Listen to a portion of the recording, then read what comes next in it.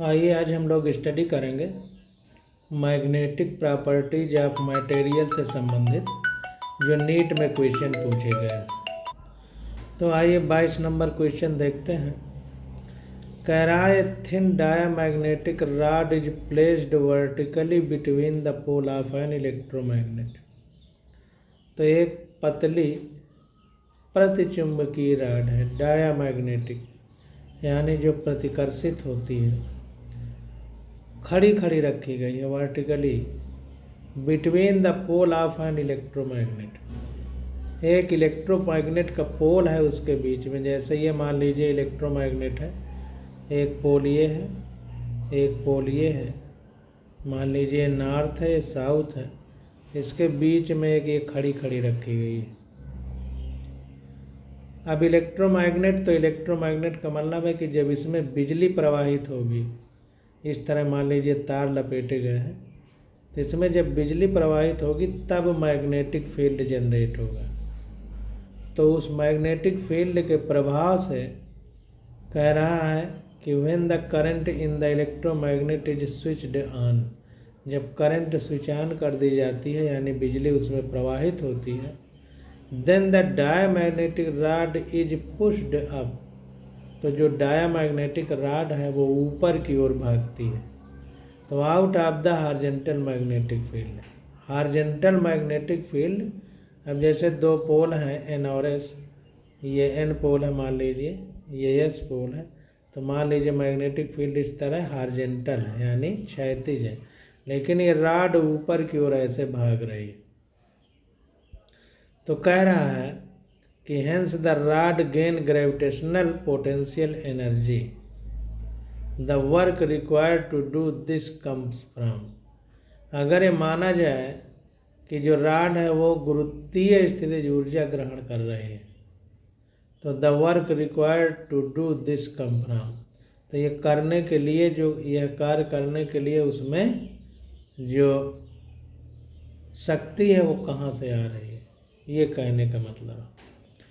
तो जो हमने इलेक्ट्रोमैग्नेटिक सब्सटेंस लिया है उसमें जब ये करंट का फ्लो कराया जा रहा है, तो करंट एक प्रकार की विद्युत ऊर्जा है, उस ऊर्जा से ये जो है रॉड ऊपर की ओर जा रही है। तो द करंट सोर्स, तो ए वाला विकल्प हमारा करेक्ट हो जाएगा। देखिए 22 का ये विकल्प करेक्ट है कि energy of current source will be converted into gravitational potential energy of the rod. तो जो विद्युत ऊर्जा है वो क्या है कि गुरुत्वीय स्थितिज ऊर्जा के रूप में कन्वर्ट हो करके उस रॉड में इकट्ठा हो जाएगी। अब देखिए 23 नंबर क्वेश्चन देखते हैं। कह रहा है the magnetic susceptibility is negative for. तो मैग्नेटिक ससेप्टिबिलिटी जो है वो निगेटिव होती है डायामैग्नेटिक मटेरियल के लिए। तो जो प्रतिचुंबकीय पदार्थ हैं उनमें क्या होता है कि जो ये कक्षक होते हैं ऑर्बिटल, उनमें विपरीत चक्रण के 2 इलेक्ट्रॉन होते हैं। अब इसको किसी इलेक्ट्रॉन की ज़रूरत नहीं है, इसका 2 इलेक्ट्रॉन चाहिए, दोनों पूर्ण है, तो किसी भी पदार्थ को ये प्रतिकर्षित करता है, इसीलिए इसका नाम प्रतिचुंबकीय पदार्थ है, या अंग्रेजी में डायामैग्नेटिक सब्सटेंस कहते हैं। तो इसको इलेक्ट्रॉन की ज़रूरत नहीं है। इस तरह याद करिए कि इसकी मैग्नेटिक ससेप्टिबिलिटी निगेटिव है। तो 23 का सी विकल्प हमारा करेक्ट हो जाएगा। ये देखिए magnetic susceptibility is negative for diamagnetic material only. अब देखिए 24 नंबर क्वेश्चन देखते हैं। कह रहा है there are 4 light weight rod sample ABCD separately suspended by thread. तो 4 पदार्थ की बनी हुई रॉड हैं, एक का नाम ए कह दिया, एक का B, एक का C, एक का D, उनको धागे से बांध करके अलग अलग लटका दिया गया। कह रहा है bar magnet is slowly brought near each sample. एक बार मैग्नेट है, उनके पास धीरे धीरे लाया जा रहा है। And the following observation are noted, और ये ऑब्जर्वेशन नीचे जो दिए गए हैं इनको नोट किया जा रहा है।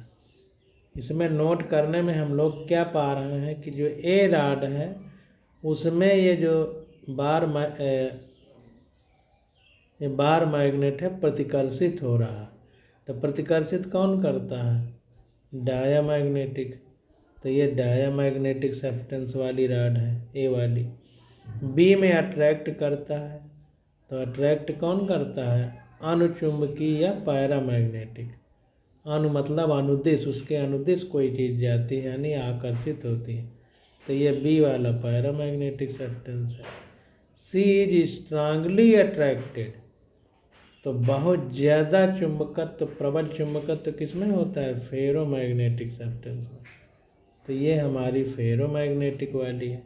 D remains unaffected. तो ये हमारी नॉन मैग्नेट,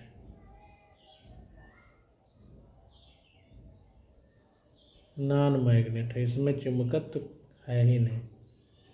तो ये वाली हमारी पैरामैग्नेटिक डायामैग्नेटिक है क्योंकि प्रतिकर्षित कर रही है। बी आकर्षित कर रही है तो पैरामैग्नेटिक है। सी स्ट्रांगली आकर्षित कर रही है तो फेरोमैग्नेटिक है।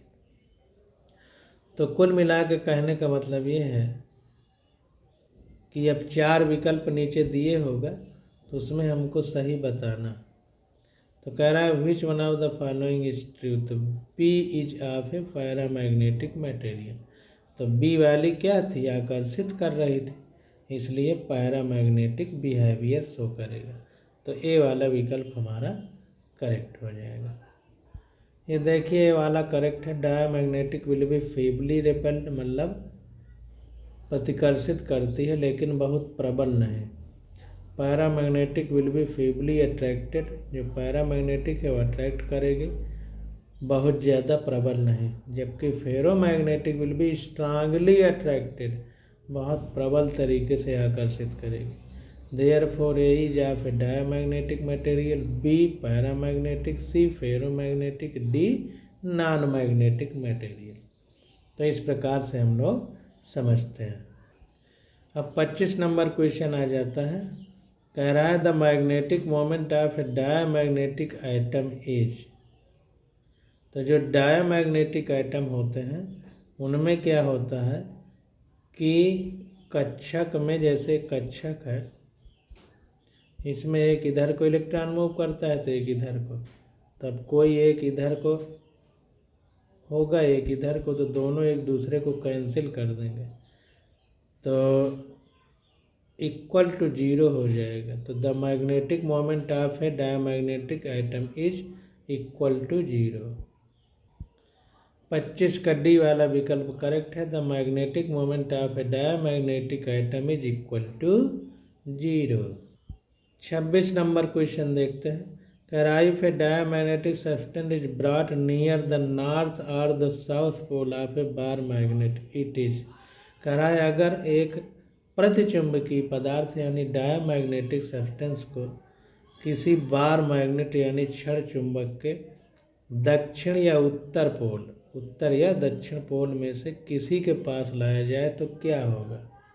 तो जाहिर सी बात है कि डायामैग्नेटिक सब्सटेंस है यानी उसके पास जो कक्षक है उसमें इलेक्ट्रॉन 2 चाहिए था, दोनों पूर्ण है, तो उसको इलेक्ट्रॉन नहीं चाहिए तो किसी भी चीज़ को प्रतिकर्षित करेगा। तो बार मैग्नेट का चाहे हम साउथ पोल ले जाएं चाहे नॉर्थ पोल ले जाएंगे, रिपल्ड बाई बोथ द पोल, दोनों पोल में प्रतिकर्षण शो करेगा। तो 26 का डी विकल्प हमारा करेक्ट हो जाएगा। 26 का डी विकल्प हमारा करेक्ट है। Magnet is always repelled by a magnetic field, therefore it is repelled by both the north pole as well as the south pole. तो जो डायामैग्नेटिक है प्रतिचुंबकीय वो प्रतिकर्षित करता है, चाहे साउथ पोल हो या नॉर्थ पोल, इससे मतलब नहीं है। ऑलवेज रिपेल्ड, हमेशा प्रतिकर्षित करेगा। अब देखिए ये 27 नंबर क्वेश्चन। तो क्यूरी टेम्परेचर एबव विच। तो क्यूरी टेम्परेचर में क्या होता है कि कोई फेरोमैग्नेटिक सब्सटेंस जो होता है वो पैरा में बदल जाता है, पैरा में। तो ferromagnetic becomes material becomes paramagnetic. C वाला करेक्ट हो जाएगा। 27 का सी विकल्प हमारा करेक्ट।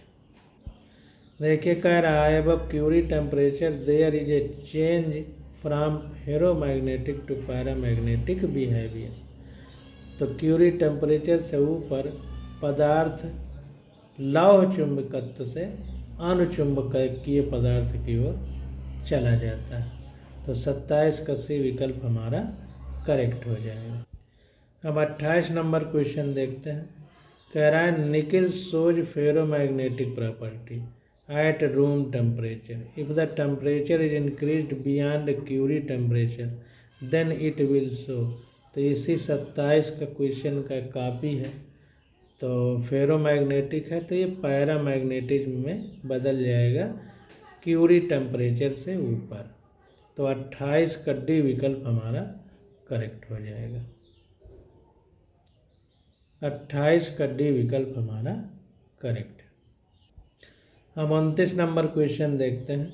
कह रहा है if the magnetic dipole moment of an item of diamagnetic material, paramagnetic material and ferromagnetic material are denoted by mu D, mu P and mu F respectively then. तो कह रहा है हमसे कि जो मैग्नेटिक डाइपोल मोमेंट है इसकी बात कह रहा है। तो मैग्नेटिक डाइपोल मोमेंट जो है म्यू, डायमैग्नेटिक के लिए म्यू डी लिखा है, पैरामैग्नेटिक के लिए म्यू पी लिखा है और फेरोमैग्नेटिक के लिए म्यू एफ लिखा है। तो अभी हमने पढ़ा था कि डायमैग्नेटिक सब्सटेंस जो होते हैं उनमें इलेक्ट्रॉन विपरीत चक्रण के दो होते हैं। तो एक इधर को घुमाएगा बराबर, एक इधर को, इसलिए इसका म्यू क्या हो जाएगा, 0 हो जाएगा। तो म्यू डी इक्वल टू 0। लेकिन पैरा में क्या है, एक ही इलेक्ट्रॉन होता है तो इसका 0 से ज़्यादा होगा, मतलब 0 नहीं होगा। तो mu D equal to 0 and mu P is not equal to 0। तो ये वाला विकल्प हमारा करेक्ट हो जाएगा। तो 29 का ये विकल्प करेक्ट होगा। तो 29 का ये विकल्प हमारा correct. Material with no unpaired और isolated electron are considered diamagnetic. तो ऐसे पदार्थ जिनमें कोई अनयुग्मित इलेक्ट्रॉन नहीं है, यानी बिना जोड़े वाला नहीं है या अकेला इलेक्ट्रॉन नहीं है, उसी को हम डायमैग्नेटिक पदार्थ बोलते हैं, यानी जोड़े में सारे इलेक्ट्रॉन होंगे। Diamagnetic substance do not have magnetic dipole moment, have negative susceptibility. जो डायमैग्नेटिक सब्सटेंस है हमारा, इसमें किसी भी प्रकार का डाइपोल मोमेंट नहीं पाया जाता और जो मैग्नेटिक ससेप्टिबिलिटी है इसकी, ये 0 होती है। ऊपर हम लोग पढ़ चुके। However material having unpaired electron whose spin do not cancel each other are called paramagnetic. ऐसे पदार्थ जिनमें अनपेयर्ड इलेक्ट्रॉन पाए जाते हैं और उनकी स्पिन कैंसिल नहीं होती है, ऐसे पदार्थों को पैरामैग्नेटिक बोलते हैं। These substance have positive magnetic moment, इनमें धनात्मक मैग्नेटिक मोमेंट होता है और ससेप्टिबिलिटी। तो म्यू डी इक्वल टू 0 हो जाएगा, mu P is not equal to 0 होगा। अब 30 नंबर क्वेश्चन आ जाता है। कह रहा है diamagnetic material in A magnetic field moves. अब डायमैग्नेटिक है, उस समय इलेक्ट्रॉन कक्षक में पूर्ण भरे हुए हैं, तो वो मैग्नेटिक फील्ड से दूर जाएगा, तो इसलिए स्ट्रांगर से वीकर की ओर भागेगा। तो 30 का ये विकल्प हमारा करेक्ट हो जाएगा। 30 का ये विकल्प हमारा करेक्ट है। अब 31 नंबर क्वेश्चन देखते हैं। कह रहा है according to Curie law the magnetic susceptibility of a substance at an absolute temperature T is proportional to. तो मैग्नेटिक ससेप्टिबिलिटी को हम लोग काई से लिखते हैं। तो काई प्रोपोर्शनल होता है तो 1/T के, यहाँ पर T हमारा एब्सोल्यूट टेम्परेचर है। तो ए वाला विकल्प हमारा करेक्ट हो जाएगा। अब ये मैग्नेटिक ससेप्टिबिलिटी काई और ये क्यूरी टेम्परेचर, अब जो नई वाली आपकी बुक है क्यूरी लॉ, ये सब नहीं दिया गया इस चैप्टर में। अगर आगे दिया होगा तो हम लोग पढ़ेंगे। तो आप लोग नीट के सिलेबस में देख लें, अगर नहीं हो तो फिर ये आपके कोर्स में नहीं है, नहीं पूछा जाएगा। तो यहाँ पर देखिए 31 का ए अकॉर्डिंग टू क्यूरी लॉ काई प्रोपोर्शनल टू 1/T। तो 31 का ये विकल्प हमारा करेक्ट हो जाएगा। अब 32 नंबर क्वेश्चन देखते हैं। Among which the magnetic susceptibility does not depend upon the temperature. तो किसमें जो है मैग्नेटिक ससेप्टिबिलिटी टेम्परेचर पर डिपेंड नहीं करती है। तो यहाँ पर देखिए जो डायामैग्नेटिक सब्सटेंस है इसमें कक्षक भरे हुए होते हैं, तो दोनों इलेक्ट्रॉन का कक्षक भरा हुआ है, तो इसलिए मैग्नेटिक ससेप्टिबिलिटी μ = निगेटिव होती थी। ये टेम्परेचर पर डिपेंड नहीं करेगी। तो 32 का ये विकल्प हमारा करेक्ट। अब 33 नंबर क्वेश्चन देखते हैं। कह रहा है for protecting A sensitive equipment for the external magnetic field it should be placed inside an iron can. तो अगर किसी चीज़ को सुरक्षित रखना है तो एक लोहे का कैन ले लें या लोहे का गोला जो खोखला हो, इसके अंदर अगर किसी पदार्थ को रख दिया जाए तो मैग्नेटिक फील्ड से सुरक्षित रहेगा। तो इसके अंदर मैग्नेटिक फील्ड नहीं जा पाएगी। इसको उसी तरह से समझिए कि जैसे हम लोग जब इलेक्ट्रोस्टैटिक्स चैप्टर पढ़ते थे स्थिर वैद्युतिकी, तो एक स्फीयर लिया जाता था, उसके अंदर खोखली जगह रहती थी, तो अगर उसके अंदर कोई चीज़ रख दिया जाए तो उसमें इलेक्ट्रिक फील्ड अंदर नहीं जा पाती थी। क्यों? क्योंकि अगर पॉजिटिव चार्ज इसमें उत्पन्न होगा तो बाहर की ओर मैग्नेटिक फील्ड होगी, अगर निगेटिव चार्ज उत्पन्न होगा तो अंदर की ओर मैग्नेटिक फील्ड होगी। लेकिन रहेगी मैग्नेटिक नहीं इलेक्ट्रिक फील्ड, लेकिन रहेगी सरफेस पे ही, अंदर नहीं जा पाएगी। तो किसी चीज़ को सुरक्षित रखना है तो लोहे की कैन ले लेंगे या लोहे का कोई खोखला गोला ले लेंगे, उसके अंदर अगर सेंसिटिव इक्विपमेंट को रख देंगे, हमारे जो मैग्नेटिक फील्ड से ख़राब हो सकता है तो वो ख़राब नहीं होगा। तो 33 का बी विकल्प हमारा करेक्ट हो जाएगा। तो देखिए 33 का बी विकल्प हमारा करेक्ट। अब 34 नंबर क्वेश्चन देखते हैं। परमानेंट मैग्नेट्स एंड इलेक्ट्रोमैग्नेट्स से संबंधित क्वेश्चन है। कह रहा है electromagnets are made of soft iron because soft iron has. तो जो हमारे विद्युत चुंबकीय पदार्थ हैं जिनमें बिजली प्रवाहित करने पर चुंबकत्व उत्पन्न होता है, वो हमेशा बहुत नरम लोहे के बनाए जाते हैं, सॉफ्ट आयरन के बनाए जाते हैं। तो पूछ रहा है इसका कारण क्या है। तो इसमें लो रिटेंटिविटी और लो कोरिसिव फोर्स होता है, यानी इसमें जैसे बिजली चली जाएगी तो इसमें फिर से चुंबकत्व नहीं रहता है, जैसे बिजली गई वैसे चुंबकत्व खत्म हो जाता है। ऐसा नहीं कि बिजली गई तब भी चुंबकत्व बना हुआ। तो लो रिटेंटिविटी यानी चुंबकत्व धारण करने की क्षमता कम से कम होती है, एंड लो कोरिसिव फोर्स, और कोरिसिव फोर्स भी बहुत कम होता है। तो 34 का सी वाला विकल्प हमारा करेक्ट हो जाएगा।